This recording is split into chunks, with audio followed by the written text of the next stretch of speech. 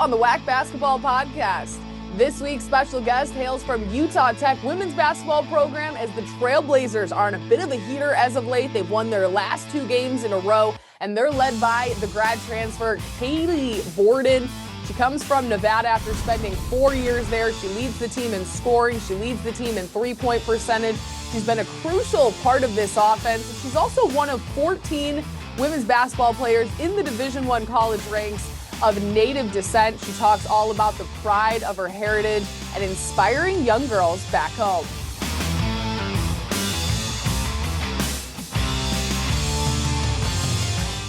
I'm now joined by UtahTech women's basketball's Kaylee Borden, coming off of a terrific week for the Trailblazers. You guys went 2-0. You have 3 games left of the regular season before the conference tournament. Of course, everybody gets to go to Las Vegas, so it should be a great time. For you personally, you get the WAC Newcomer of the Week award. You had a career-high 29 points. You sunk some critical free throws. It was a great overall week for you. Really a great season as you're leading the team in scoring. This past week specifically, what did you notice in this group that allowed you guys to erupt and get 2 huge wins?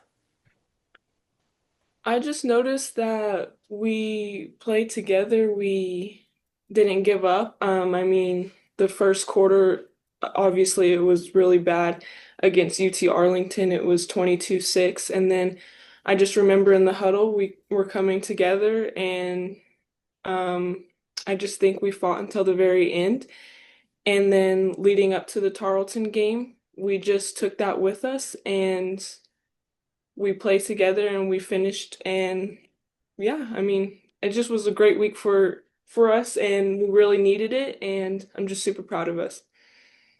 Do you feel like this is a team that's now coming together? I mean, you guys have had to battle through numerous injuries, a couple players who are done for the season, and somehow you have to find a way to finish out the season and get some big wins. Do you feel like this is a group that is playing some of their best basketball at the right time, end of February, right before the conference tournament?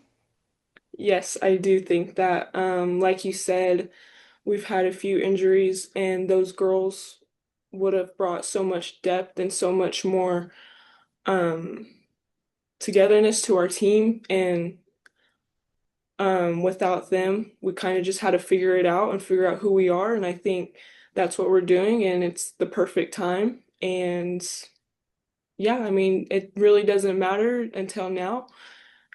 Just putting it together now and just playing Yeah. our best basketball now. And it doesn't really, I mean, the regular season, of course, matters, but what you do in Vegas, I mean, everyone has a chance to go out there and compete for a WAC championship. And, this is a team where you look at the games that you didn't necessarily get the win and they weren't blowouts. You guys are in almost every single contest and pushing to overtime. I saw the one at UTA that went into double overtime. So now that you have won those 2 games, what did you learn about closing games and being able to finish and get over that hump? Just knowing that we can do it. Um, just believing, I think everybody believes that we can do it. We've always been so close every game. We've always been just right there on the edge of the fence, and um, just getting these 2 wins have, I feel like, just completely changed our perspective on how we can go about things and how we can go into Vegas and finish these last 3 games in conference. And I believe in us. I believe in our coaching staff. I believe in this team, and I believe that we can do it. One of the things I love about this team is it's just so much positivity. I mean, you guys have obstacle after obstacle and you guys overcome it and you stay together as a team. How do you describe playing with a group of women who don't tear each other down, who support each other, especially when you're going through a hardship that allows you guys to stay together and be this close at the end of the regular season? It's amazing. I feel like we've definitely had our ups and downs as a team. Um, but just knowing that there's one goal and remembering that we all have the same goal. We talked about it at the beginning of the season, and everybody had the same mindset, and just staying together, we really have shown that, and I just feel like these games that we have lost, the games that were close, I feel like it's really showed us how strong we can be and strong that we're not giving up. Because any team, um, could have given up with the record that we had, but I feel like that's not us and that's not what we're doing. Our coaching staff's not giving up on us, so we're not giving up on each other, and we just want to finish strong until then. So yeah.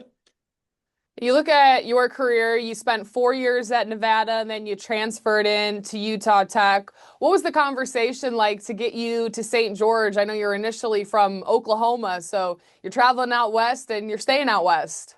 Yeah. Um, well, Coach JD actually recruited me in high school, and I remember he was really great. He gave me great advice. But unfortunately, I decided to go somewhere else, and I had a great 4 years at Nevada. I don't regret it. It was amazing. I met a lot of great people, made a lot of great connections. Um, but yeah, I he reached out to me again, and we kind of just picked up where we left off, and he told me some great things. He told me what it was going to be, how it was going to be for me here, and yeah, I kind of went from there, and I believed in him. I trusted him. I could tell he meant it, and I don't regret this decision. I love it here, and I really love playing under him. And looking at, your role on the team this year, I mean, you're the team's leading scorer. You lead in a lot of different categories. Was that your expectation coming in that, hey, you would be the person that's the go-to player at any given moment and you need to step up big and do a bulk of the scoring for this team? Well, really, my biggest expectation was just to have fun for my last year of basketball. I really just wanted to enjoy it. I knew I had more to offer to this game, and that's what I wanted to do for my last year. And Coach JD has given me that opportunity. And yeah, I mean, it's pretty awesome that he believes in me to do all that and to go ahead to go score and just to play myself and yeah, be that It seems go-to like player. you're also playing with a ton of confidence too. Is that something that was instilled in you through this coaching staff that, hey, if you need an open three and you're open, I mean, you know you can knock it down.